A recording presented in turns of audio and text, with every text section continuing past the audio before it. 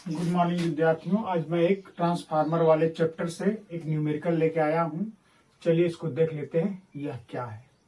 तो न्यूमेरिकल है, एक ऊंचाई ट्रांसफार्मर 220 वोल्ट पर कार्य कर रहा है। एक ऊंचाई ट्रांसफार्मर है, कितने वोल्ट पे काम कर रहा है? 220 वोल्ट पर कार्य कर रहा है। एक लोड को 3 एम्पियर की धारा दे रहा है। एक लोड को कितने एम्पियर की धारा दे रहा है? 3 एम्पियर की धारा दे रहा है। यदि प्राथमिक व द्वितीय कुंडली में तार के फेरों का अनुपात एक संबंध 15 है तो प्राथमिक कुंडली में धारा का मान ज्ञात करना है। प्राथमिक कुंडली में धारा का मान ज्ञात करना है। हम जानते हैं कि ट्रांसफार्मर की प्राथमिक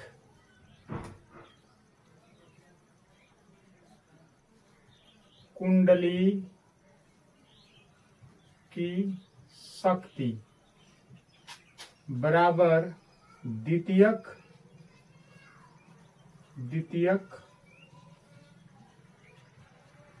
कुंडली की शक्ति के बराबर होता है। या तो हम इसको ऐसे भी लिख सकते हैं, निवेशी शक्ति बराबर निर्गत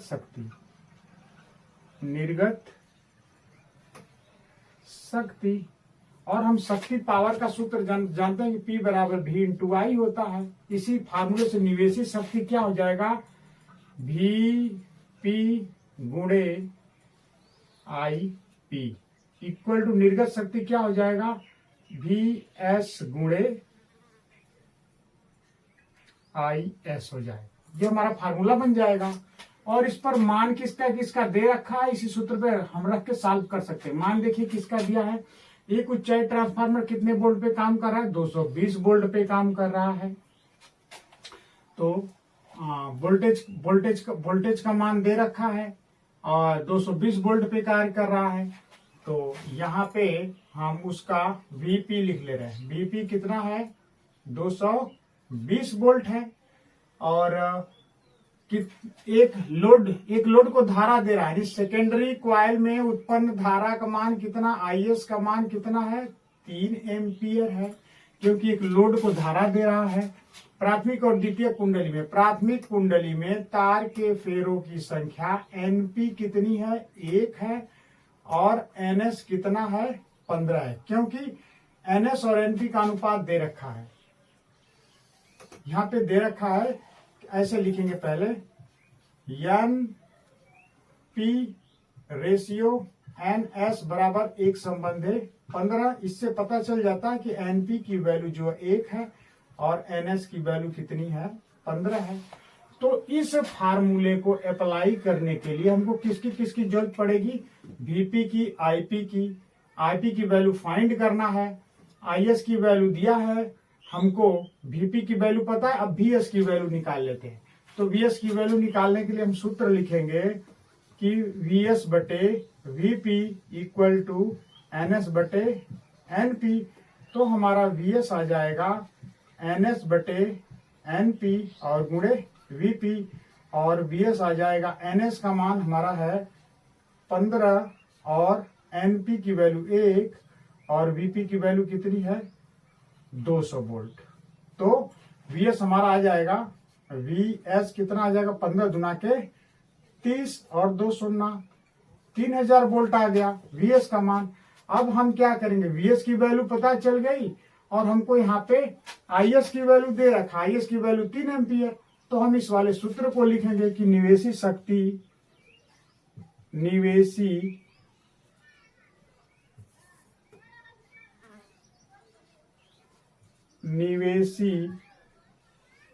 शक्ति बराबर निर्गत शक्ति।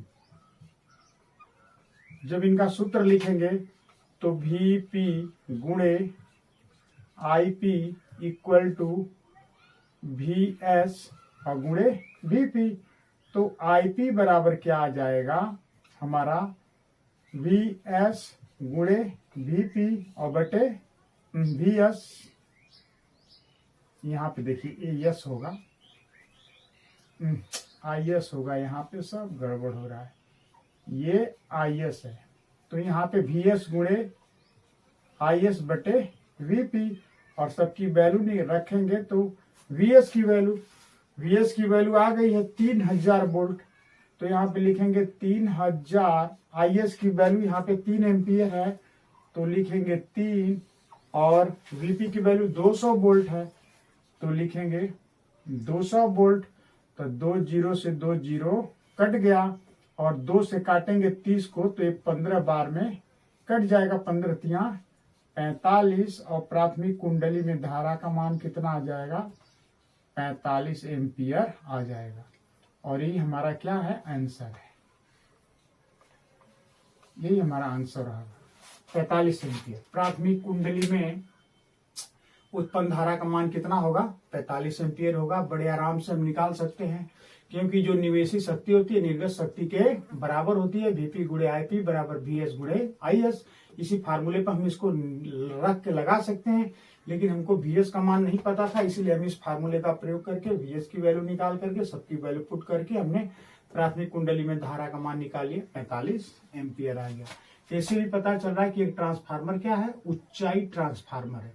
उच्चाई ट्रांसफार्मर का काम क्या है, लो वोल्ट को उच्च वोल्ट में बदलना। देखिए यहाँ पे 220 वोल्ट है और कितने में बदल दे रहा है, 3000 वोल्टेज में बदल रहा है।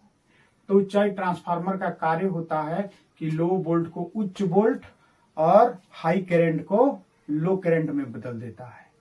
तो इस प्रकार हमने इस न्यूमेरिकल को सॉल्व कर दिया। आप बड़े आराम से इसको समझ के लगा सकते हैं। इस प्रकार का पेपर में न्यूमेरिकल आया तो बिना डाउट के आप इसको सॉल्व कर सकते हैं। तब तक अब नेक्स्ट वीडियो का इंतजार कीजिए। तब तक के लिए थैंक यू, धन्यवाद।